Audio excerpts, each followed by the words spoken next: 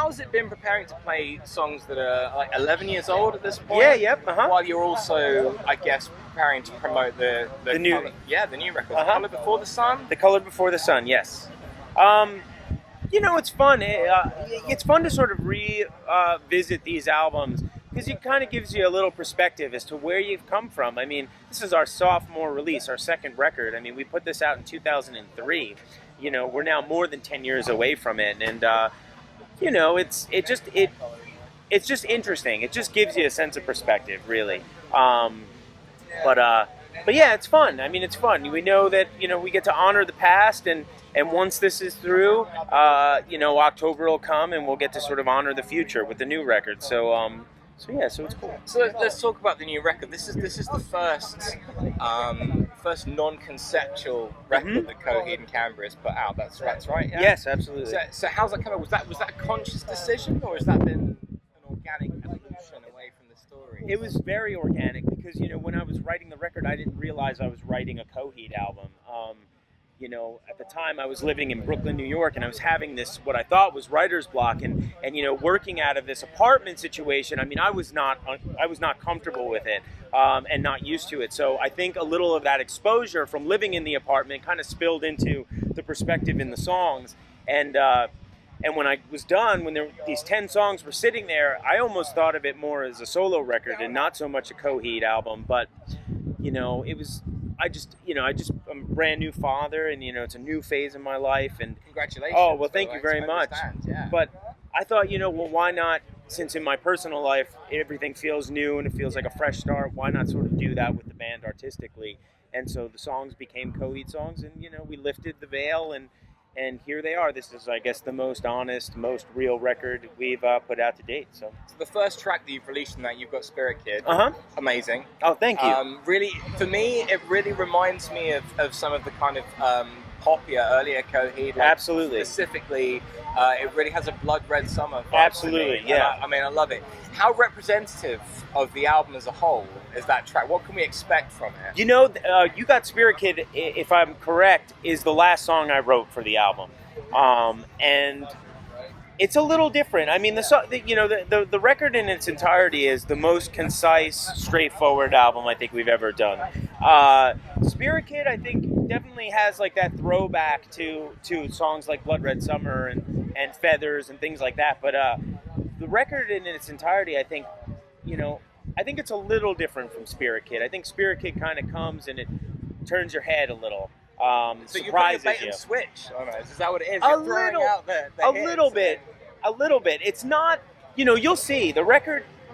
Like I said, I think it's the most concise. Like Spirit Kid doesn't seem out of place with everything else. They all really support each other and work together, and you'll see. But it's close. Like I said, Spirit Kid's got a concise sort of idea to it. So does the album. So yeah.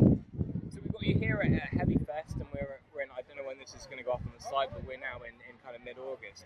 Are you going to be back in the UK to support the new album? Yeah, I mean, I keep hearing that early next year we'll probably come back. But yeah, we will be back.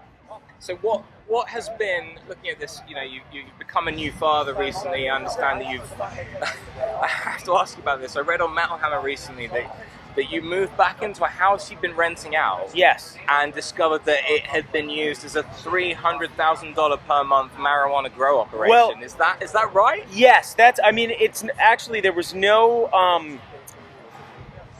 so when I was writing the record and our son was coming, my wife and I's lease was up in Brooklyn, and we were anticipating a move back to our country home.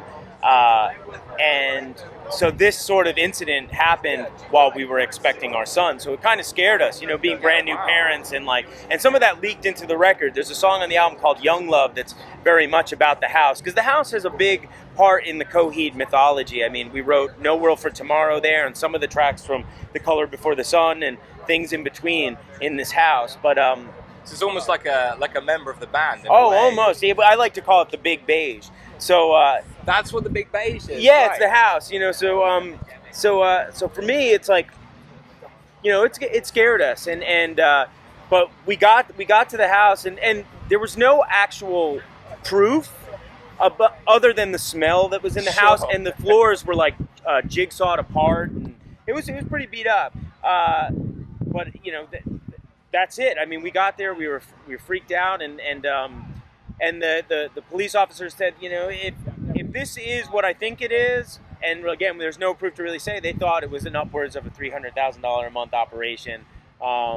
You know, so yeah, but everything's fine now. I mean, but at the time, it was scary. I mean, you know, when we put the insurance claim in, I think the insurance company thought we were sort of involved, and my wife and I were questioned and sequestered at the same time. And wow, you know, so it felt a tad criminal, but for the most part, it was, you know, again, there was just really no, you know, substantial evidence to really make it a crime scene. So yeah, but one can speculate. So absolutely, yes. So to putting that and the birth of your child aside, what has been the highlight of the last 12 months?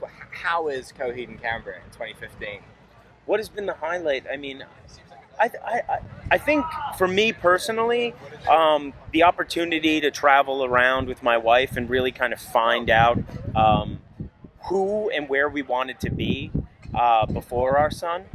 You know, I think that was really the foundation of what happened on the record that we created. You know, it's funny because we moved back into our country home, and now we've planned. Literally this week, my wife is moving into an apartment back in Brooklyn at Park Slope. You know, it was really inspiring. As much as I felt like I wasn't doing anything down there, I ended up writing the most stuff. I mean, I wrote the record. I worked on like the first act of a musical with this playwright. I mean, I was super productive, and I just couldn't see the forest from the trees. I was like just so perplexed the whole time. But Brooklyn's a very artistic place, right? I was there a couple of months ago. It feels very, yeah, like quite inspiring. I think so. I mean, the neighborhood that we live in is Park Slope, so it's really more family oriented. I'm sure a lot of the artistic parts kind of spill into it, but it's just the park is like 2 blocks away from us, and I like to walk. Where I live in upstate New York, it's very like secluded, and there's really not a whole lot of sense of community. Sure. So it's hard to kind of be outside. And when we were living in the city, I mean, just, you know, walking is just, I need to do it. It's very inspiring. It feels good for me, and I got to do it a lot. I got to explore a lot of the cracks and crevices of New York, and I just thought that was very important for me and my psyche, and for my art. I mean, it spills all over The Color Before the Sun and all the things that I had sort of worked on while living there. So, but I'm excited when she's back. So and before we finish, I have to ask something. I went to see the second violent film Ted 2 recently. Oh, okay. Are you aware that the Amory Wars makes a very brief appearance in that film? I am. They had asked us if they could use... they did? Oh, yeah. To sort of recreate a New York Comic-Con? Is that what happens in the scene? Yeah, absolutely. It's on screen for like a second. Oh, okay, cool. But I saw that and I was just like, right, I have to ask about that. Like, yeah. Was that they actually came to you for permission? Absolutely, yeah. You know, just to bring in some of the stuff that we normally, you know, we do a lot of the conventions, New York, San Diego, and so we have somewhat of a presence. And yeah, so we said, why not? I mean, with the affiliation with Mark Wahlberg and the movie, and although there's really nothing happening at the moment, it just made sense. Why not? It's cool. You know? Why say no, right? Yeah, absolutely. Awesome. Well, listen, Claudio Sanchez of Coheed Cambria, thank you so much for your time. Really appreciate it.